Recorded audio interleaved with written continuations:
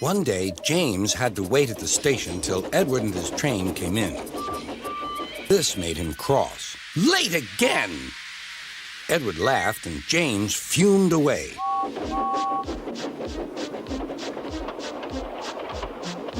After James had finished his work, he went back to the yard and puffed onto the turntable.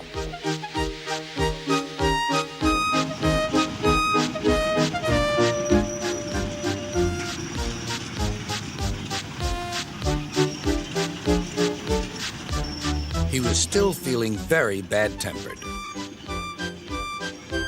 Edward is impossible, He grumbled to the others. he clanks about like a lot of old iron, and he is so slow, he makes us wait. Thomas and Percy were indignant. Old iron? Slow? Why, Edward could beat you in a race any day. Really, said James. I should like to see him do it.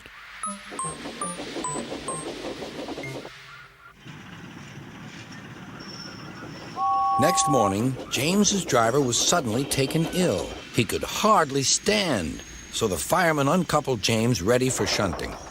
James was impatient. Suddenly, the signalman shouted.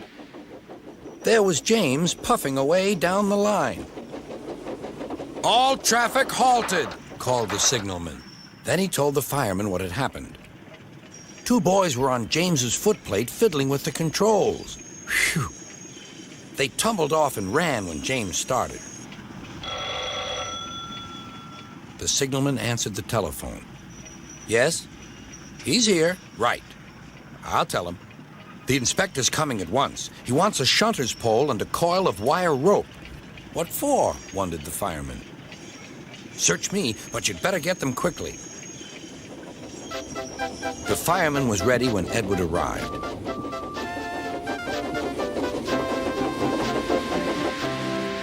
The inspector saw the pole and the rope.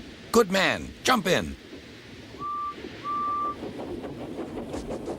We'll catch him, puffed Edward. James was laughing.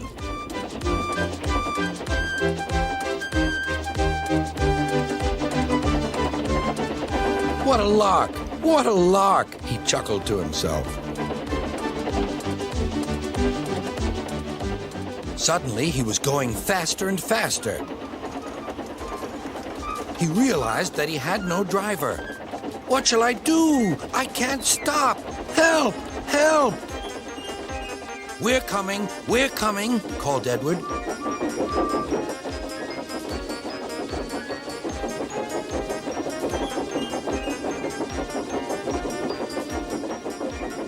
Edward was panting up behind with every ounce of steam he had. At last, he caught up with James.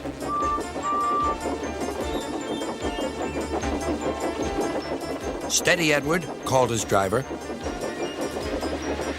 The inspector stood on Edward's front, holding a noose of rope and the crook of the shunter's pole.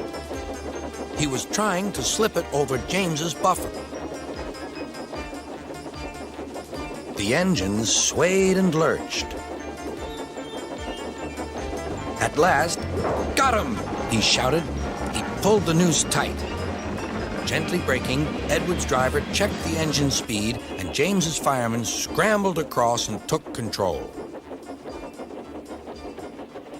So, the old iron caught you after all, chuckled Edward. I'm sorry, whispered James. Thank you for saving me. You were splendid, Edward. That's all right, replied Edward.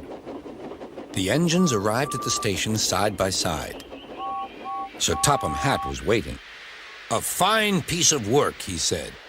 James, you can rest and then take your train. I'm proud of you, Edward. You shall go to the works and have your worn parts mended. Oh, thank you, sir, said Edward.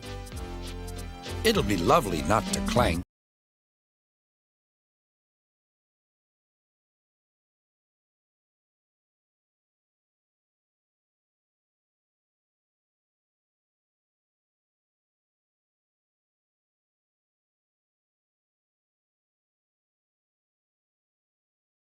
Duck still wonders about the lands beyond the horizon, but I think he knows that sometimes the best travels are those we can only dream about.